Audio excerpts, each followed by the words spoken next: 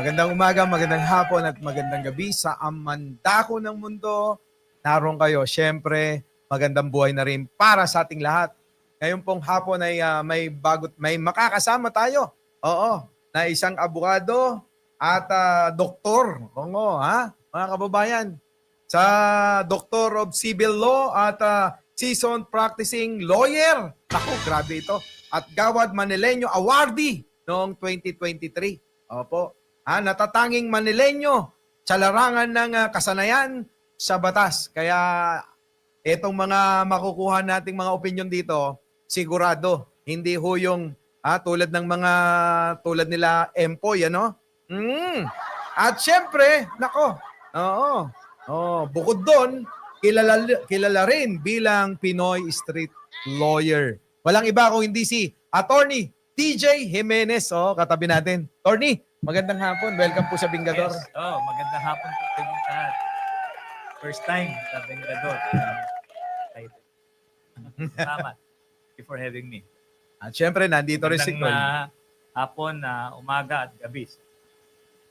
Bilyong-bilyong. And ako po ngayon din kasama po sa Bengador ng Bayan. Ako po si Biyahe ni Koy TV, ang sinisigurado. Ang mga may sala ay walang takas kapag andito na ang Bengador ng Bayan. Yol. Oh no, Ako na raw po pala. Magandang hapon po sa inyong lahat. Nandito naman po ako, si Nyolo, ang isa sa mga Bengador. Bebengayin po natin ang mga fake news na kumakalat ngayon. Dahil kami ang apoy na susunog sa inyo. Ayun na nga. Teka muna. Babanat muna ako. May bagong kalaban na dapat benggahin. Siyempre, Yung isang tao na naiipit na. Mukhang ibinenta na ang kaluluwa sa mga Duterte. Aray ko po. Ano masasabi nyo dyan? Ako na gusto magsalita. Mas matindi to, Bakit? partner. Sige. Attorney. Matindi to. Banatan mo. Alam mo bakit? Mm. Wala nang takas ang mga magnanakaw ngayon. Lalahat-lahatin na nila to. Mhm. Sususugin na sususugin to. Susulitin na susulitin dahil the only way na makatakas sila kayo sa mga katarantaduhan nyo sa gobyerno, ilaglag si Pangulo. Yun na lang siguro yung nakikita nilang pag-asa para makatakas sila. Pero hindi lulusot yan. kaya nga, halatang halata na po, ginagamit na po ni Mr. Ko ang kanyang huling baraha. Ay, pero may nalaman ako dyan. Go pare. Alam nyo ba na may emisaryo ito? Sino? May intel ako. Ah. Pero later, I will tell you guys, no? But please don't forget to follow, like, comment, share, and subscribe to our YouTube channel sa lahat ng mga platform na kasama niyo po kami. At tumutok dito sa aming mga ginagawa, lalong-lalo dito sa Bengador, na talaga naman bebenggahin ang mga mapang-abuso, mga magnanakaw at abusado na mga politiko at opisyal. Kahit saan, hindi namin kayo tatantanan. Parang investigador yun Mike, hindi, galing yung yung salita na yan, galing yung kay Tito Mike. Teka muna. Kasi nga, etong si Saldico, mukhang nga may sinisiwalat na 100 billion daw. 100 billion daw na inutos daw ni Pangulo para i-insert doon sa budget noong 2025. Maalala natin, nagkaroon ng pagbito naman si Pangulo. 192. 194 billion. 194 billion. Pinito ni Pangulo. Ano yun? Kung ikaw, mag-i-insert ng 100 para nakawin, bakit nagbito ka pa? Attorney. Yan ang ating tatalakayin, attorney. Yan po, tatalakayin natin, attorney. Sa tingin niyo po ba, attorney, si Saldi ko, sobrang walang ya? Legal Alam po ninyo, no, sa isang demokratikong lipunan gaya ng Pilipinas, ay malaya naman na pwedeng magsalita kahit sino. Pero hindi porke binibigyan ka ng kalayaan magsalita, kailangan papaniwalaan kadagad sinabi ko. Kaya maganda rin na although sinabi niya na may resibo yung kanyang mga sasabihin, Yes. etong mga resibo, ano ba ito? po. So, Pinost niya, attorney. Pinost Nakapost niya eh. po. ang resibo, kung tayo ay magiging legal naman, ang isang resibo o input, ebidensya, ano ito, hindi lahat ng bagay ay pwedeng proseso ng batasan. Meron tayong tinatawag na testimonial evidence, may tinatawag tayong documentary evidence, Tama. at may tinatawag din po tayong electronic evidence na considered siya as documentary evidence. So, At meron tayong tinatawag na object evidence. So para ito'y pumasa at maging lehitimo. lehitimong Yan. resibo o ebidensya, kinakailangan alinsunod dito sa panuntunan. Okay. Ngayon, panood ko yung kanyang declaration kanina, mostly ay parang computer generated. Tama. So, listahan So, offhand, kahit naman sino pwedeng gumawa ng computer generated, hindi agad-agad yan pwedeng paniwalaan. Lalo na yung sabi ni Mike, no? Na sabi mo, nag-insert ng 100 billion pero nagbito ng 194 billion. Doesn't fit. So, unless yung ebidensya ay may tuturing natin electronic evidence, Tama. hindi pwede. Pero ang isang electronic evidence, ayon sa Korte Suprema, para maging valid na ebidensya, ino-authenticate. Ano ibig pong sabihin ng ino-authenticate? Ito po ay kinakailangan pakita mong malinaw kung saan ang galing, paano kinuha. So kung halimbawa siya ay may mga text messages at talagang yung text messages niya, hihitin mo na galing kung sino man ang galing, doon lang pwedeng masabi natin na pwede siyang resibo o pwede siyang ebidensya. Otherwise, baka kwentuhan lang o script. Tama. Attorney, Baka paninira lang. tama. Pwedeng ganun. Attorney, ito nga po ang problema. Kasi po, ang gusto nating iparating, ito ay, ang ginagawa po ni Saldico ngayon ay hindi naman sworn statement. Di ba po? Opo. At meron nga tayo nakita dati na nag-sworn statement, nagtatago na. Di ba? Yan si Gutesa. Si Gutesa nga eh. Ako simple lang palagay ko, partner. Totoo lang, simple lang palagay ko, mga kababayan, makinig po kayo. This is a character assassination to the president. It's very clear para sa akin. Ang maganda nito, kung totoo sinasabi ni Saldico, umuwi siya ng Pilipinas, harapin niya yung kaso, manumpa siya. Tama. Di ba? Tama. Hindi yung alam mo, pasensya na, Saldico matapang ka masyado eh. Umuwi ka ng Pilipinas, manumpa ka, saka patunayan yan. Attorney, sa tingin mo? Ako, kung gusto ni Saldico na talagang patunayan yung sinasabi niya, tama naman kayo, kinakailangan ito ay under oath, Correct. para masabi na talagang pinapatotohanan niya. Ngayon, hindi naman porke siya ay nasa ibang bansa, hindi na to pwedeng gawing under oath. Dahil meron tayong tinatawag na pwede siyang pumunta sa Embahada ng Pilipinas, Correct. gumawa siya ng salaysay, panumpaan niya at isumite niya siguro sa ICC. ICI. ICI. Si Bato malapit. Si Bato malapit na doon eh. Si Bato. Mamaya talakayin natin yan si Bato. I-submit niya doon, mag-cooperate siya. Pero kung ang kanyang magiging basihan ay puro public pronouncement na tila ilang buwan yung nakaraan, bakit ngayon ka lang nagsalita? Correct. Kaya nga Bakit ngayon lang? Baka yung negotiation hindi pa nagkakasundo. Tama. Yan ang... Baka yung pagbebenta ng kaluluwa, hindi pa lumalapat sa requirements na magiging outcome ng Tama. pagtaya niya. Kasi parang si Saldico ngayon, nasa panahon na ngayon ng susugal niya na yung natitirang barahan niya. Nasa Ganun talaga gagawin niya. nasa bingit na ng ano siya eh. Tama ba? Pero malabo yan na maging state witness sa akin ng Ah. palagay. Kasi malabo ang, talaga. Malabo. Ang nasa batas kasi, pwede kang mag-state witness kung hindi ikaw yung nag-a-appear na isa sa mga most guilty. Ayan nga. Paano mo naman sasabihin na siya ay hindi most guilty? Siya yung tinuturo ng lahat. Ito na lang. So, Ito na medyo lang. mahirap yun, ha? Ito na lang. Ayudahan natin sinabi ni Atty. Saldico, Ito na ang pagkakataon mo. Pumunta ka sa embahada, Ayan. tung ka manumpa, Yan. tapos ang gawin mo, patunayan mo yung sinasabi mo na laban kay Pangulo. Hmm. Yun ang tama mong gawin. At least may dito na. Nabanggit na ng isang magaling na abogado. Premiado yan. Premiadong abogado na si Attorney Biker lang, DJ biker Jimenez. lang. Ito na yung pagkakataon mo na patunayan na malinis ka. Pumunta ka ng embahada, uulitin ko. Panumpaan mo yan sa laysay mo. Nang malaman naman namin kung nasan ka. Alam mo, eto lang madagdag ko lang. Eto pong ginagawa ni Saldico, yung sinasabi niya po kanina na gusto niya nang umuwi, ayaw na siya pa uwi, magtago ka, magpakalayo-layo. Isipin mo yung logic, Saldico. Ikaw ba, hindi ka papauwiin dito? Dapat nga nandito ka para maano mo sila Kung nandiyan ka, wala kang pinagkaiba kay Roque. Sususugan kita. Sige, go. Kung talagang gusto nilang hindi ka pauwiin, dapat kinansila na passport mo. Yes! Kinasuhan na siya. Bakit hanggang ngayon nagagamit mo ito?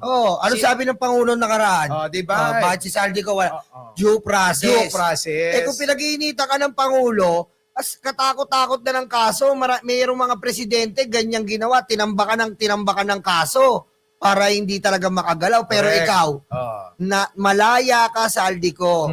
Ngayon, para kang si Roque na mahilig sa umupo sa supa. Di ba? Salita ka ng salita kasi nasa malayo ka, wala kang mapatunayan, hanggang salita ka lang. Gamitin mo na yung uling bara mo, Saldico, kasi etong uling bara mo, na expose ka sa buong Pilipinas na ikaw ang mastermind ng mga controversial ghost project. Correct. Then para hindi ka talaga madali, makikipagsanib ka na sa kampon ng kasamaan at kadiliman. Ayun na nga. Sino yon? Ang mga Duterte. Yun. Diba? Diba? Ito lang naman kasimple. Akin opinion ko lang ito. Kung si Saldico, mga kababayan ko, may tumatawag. May tumawag. Sino yan? Sino yan? Sasagutin ko Ako muna, habang boss. may kausap si Boss Mike. Nasa show na kami. May balita ba? Oo, naka-live kami ngayon sa Bingador. May info na ba, boss? Talaga? Naghahakot na si Sarah? Allah, eto talaga? Bas-bas na ba hakot? Para sa rally? Sige boss. Thank you sa info tawagan kita ulit. Ano? Ako tatawag siya mamaya. Eto, ayan may tumawag mga kababayan ko. Si Sara Duterte ay naghahakot na ng mga rallyista. Oh my Gagamitin na God. yung mga ninakaw niyang pera para sa mga tao na mga magrarally sa EDSA. Wala Isama kang nyo na puso, sa hayop ka.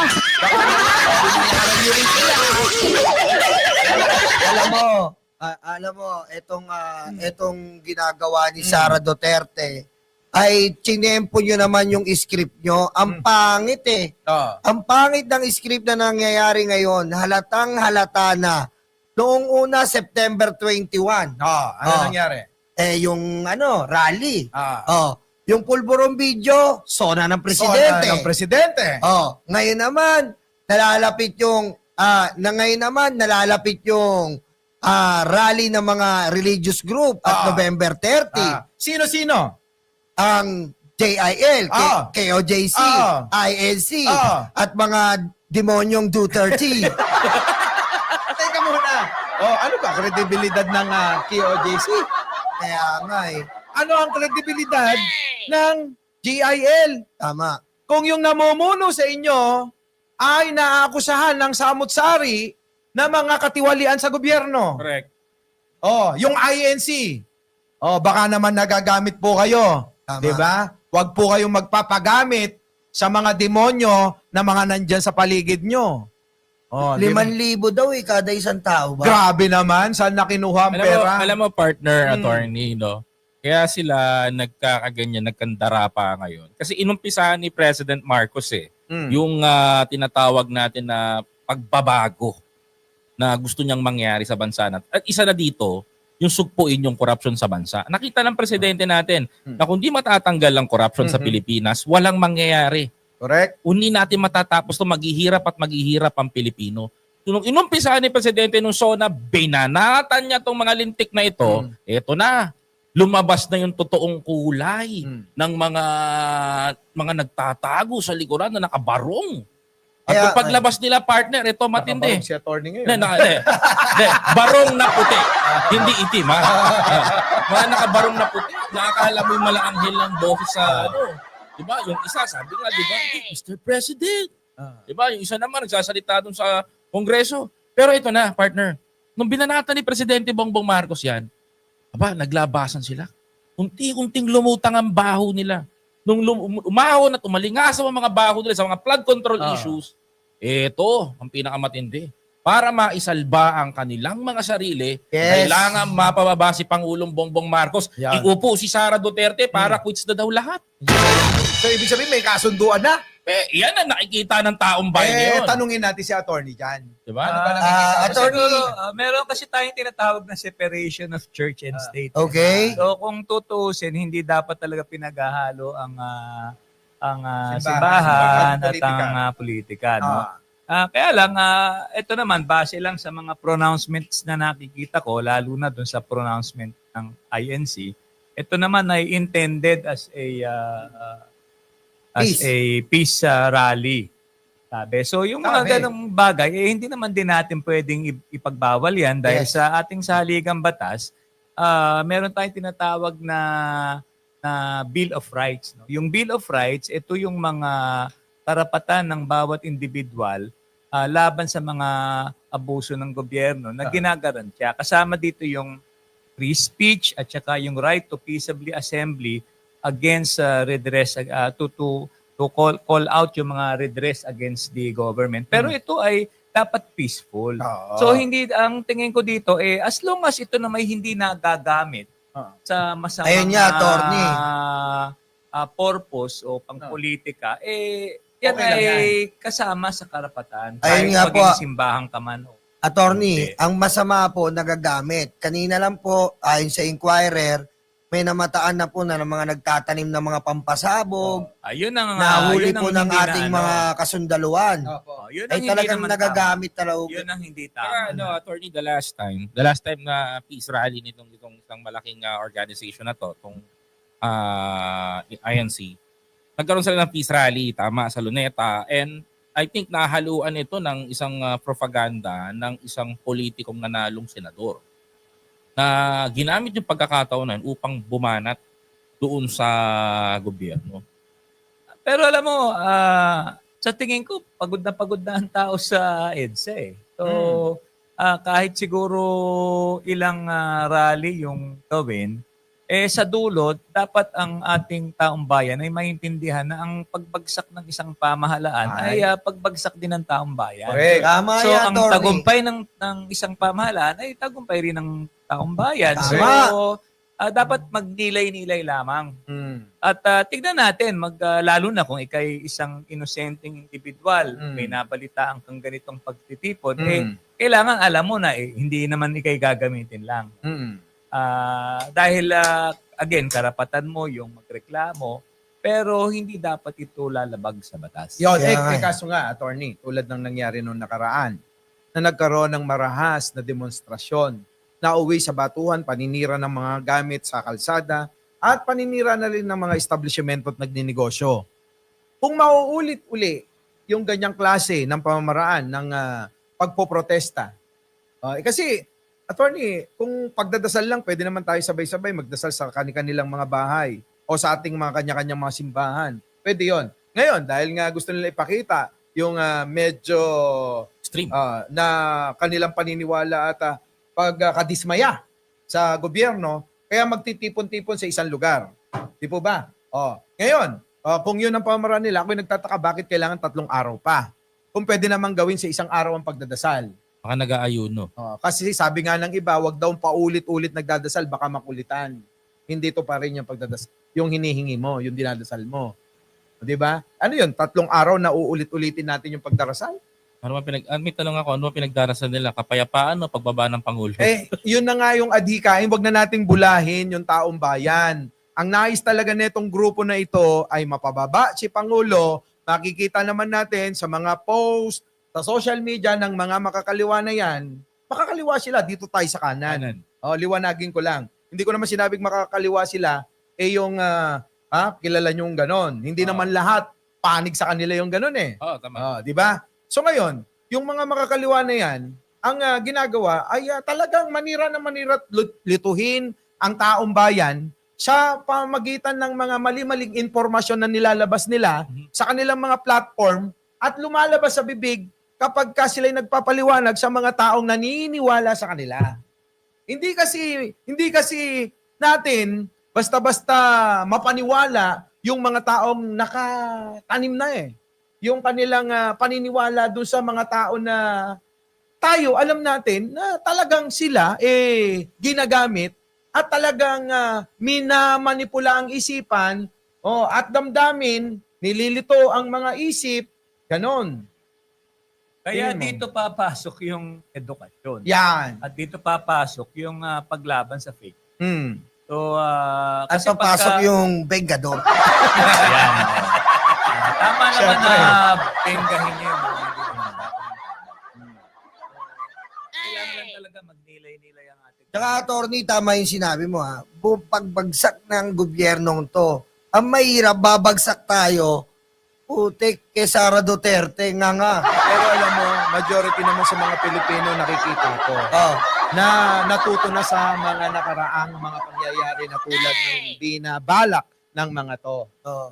Nakita nyo nung nagkaroon ng EDSA 1, pinalayas, pinatalsik si Pangulong Apo Lakay. Tama. Ano nangyari? Wala. Bumagsak ang bayan natin. Bumagsak ang bayan natin. Because Apple lang I Hmm. said, 20 years from now, sabi niya doon kay Cory Hmm. Aquino, babagsak ang ekonomiya ng bansa. Pumasok ang sandamakmak na droga noong panahon ni Cory. Sorry sa iba. Kung may tamaan, pasensya na kayo. Totoo yan. Kasi nung panahon ni Hmm. Apple Lakay, kapag ikaw ay isang drug lord, Mm. tutukin. Firing squad. Firing squad. Di ba ginawa niya yan sa isang Chinese? Oo. Keeping way. Si Limsing. Limsing. Limsing. Si Limsing, pinaring squad. Oh. Pinaring squad ba yun o lethal injection? Firing squad. oo. Firing squad. Firing squad squad. yata, firing squad. Oh, pero nung pumasok yung Aquino administration, sorry sa mga dilawan, real talk to my man. Anong ginawa? Nangyari. Ayun na. Dumami na ang droga. Nandyan na, marijuana, shabu, cocaine, marami pang iba. Kasama na pati opium. Kasi uso Kasi sa... nagkaroon kasi tayo Ayan. ng Universal Declaration of Na- Human Rights. Kaya Oh. pinawal na yung mga shoot to kill or yung mga nabago na rin yung patas. Pinatotohanan niya ng isang artista na gumagamit siya. Noong panahon ni Cory, dumami na raw ang droga. namatay na yun eh. Sunod na natin. Nung inagaw ang kapangyarihan ni Gloria kay Erap, meron bang nangyari sa atin? Wala. Yumaman ba tayo? Hindi. Ano sabi ni Chavit? Laganap ang alin. Illegal na sugal. Oh. Hindi siya kumuha, sabi pa nga niya. Kung yun naman pala yung inano ninyo, ginawa nyong issue kay Erap noon, bakit ganun din ang ginawa ni Gloria noon? Sabi mismo ni Chavit yan. Tama. Diba? Ginamit mo para mapababa sa kanyang posisyon sa pwesto sa Malacanang si Erap Yung, dahil sa illegal na sugal. sugal. Tapos pinalaganap din pala. Ay, alay ba yun? Huling-huli. Weteng. Weteng. Huling-huli sa bunganga ni Chavit. Nung panahon ni Gloria, maraming mga ino-offer sa akin na illegal na weteng. Tama. Pero hindi ko tinanggap, Oo. di ba? Nilaglag niya mismo si ano. So ngayon, ano ngayon ang ating gagawin sa mga ninanais nila ngayon? Napabagsakin uli ang gobyerno ni Pangulong Bongbong. Ako isa lang. Gusto kong payuhan yung mga kababayan natin. Hmm. My dear Filipino people, kalab ko po kayo nakikinig sa amin. Kayo po ay matatalino. Tayo po mga Pilipino ay matatapang. Pero this time, piliin po natin ng ating puso at tignan po natin yung nangyari na nakaraan at kung mauulit po ito ngayon, saan po papunta ang bansang Pilipinas? Sususugan ko yung sinabi mo. Susugan mo, boss. Susugan ko. Dito na natin masusubukan kung ang Pilipino, mga kababayan nating Pilipino ay natututo ba talaga o mananatili na lang talaga mga uto-uto at bobo na nagpapadala sa mga propaganda ng mga gusto at nais umagaw ng pwesto.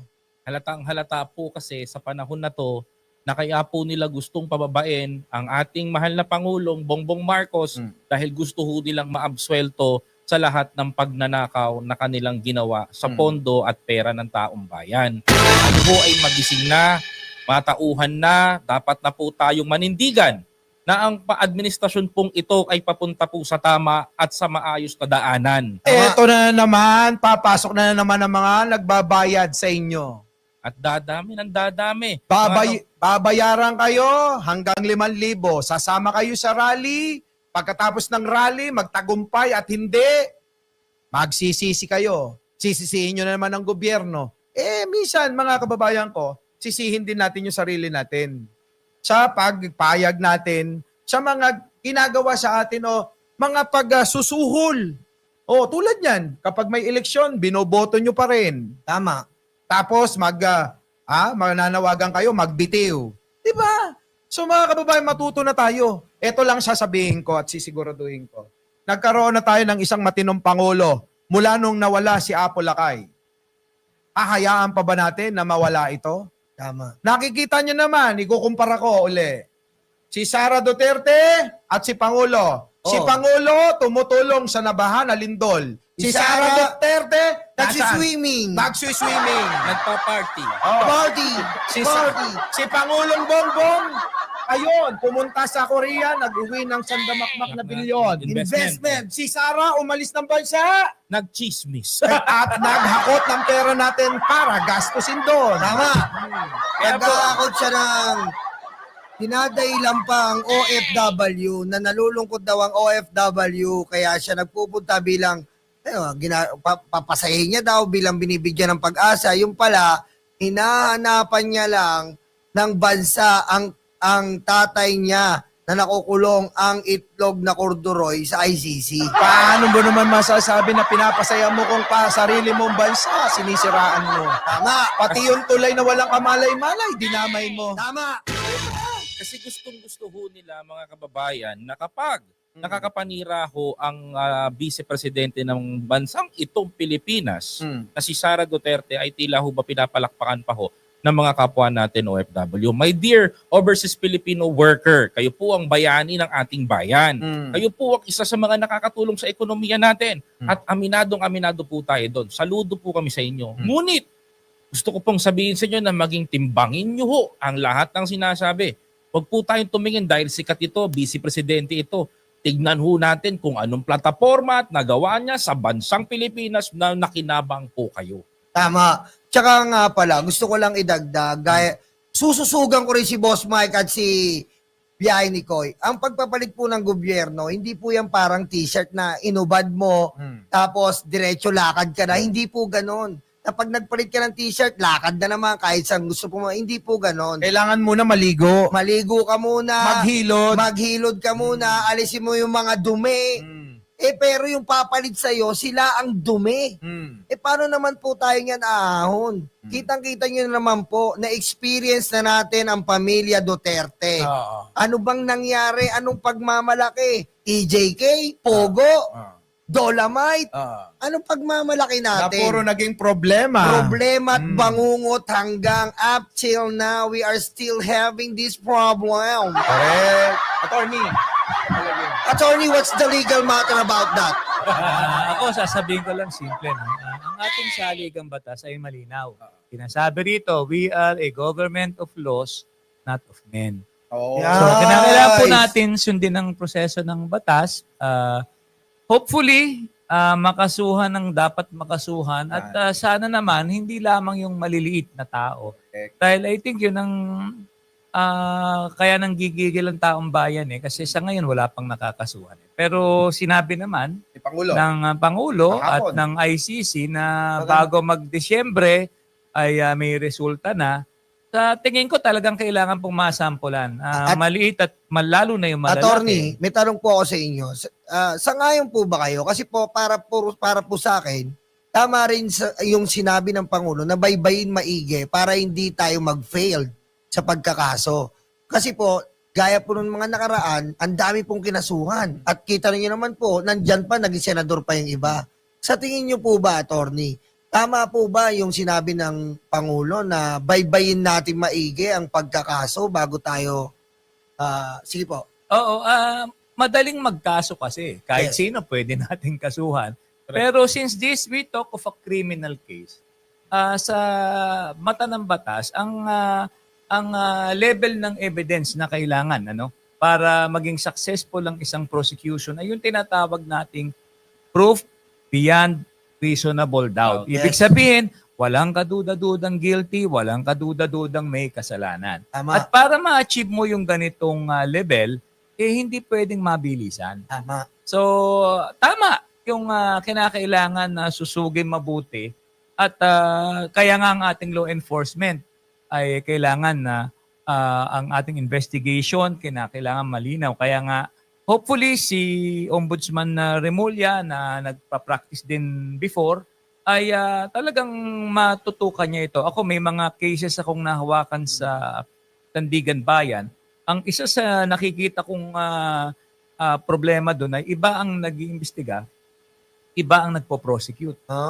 Kaya kadalasan, pag tinignan mo ang statistics ng mga kasong nagtatagumpay sa ombudsman, mas madami tila yung nadi-dismiss o mga na-acquit kesa sa nako-convict. Dahil dito sa matinding korupsyon na lumabas, magandang legasiya sana kung makikita natin na madami talagang mananagot. Dahil nakakalungkot man, pero ang politika natin tila naging negosyo. Tama. Nakakalungkot kasi parang yung iba pumapasok sa politika para gumawa ng pera. Ginawang negosyo. Tama. Ginawang negosyo ang politika.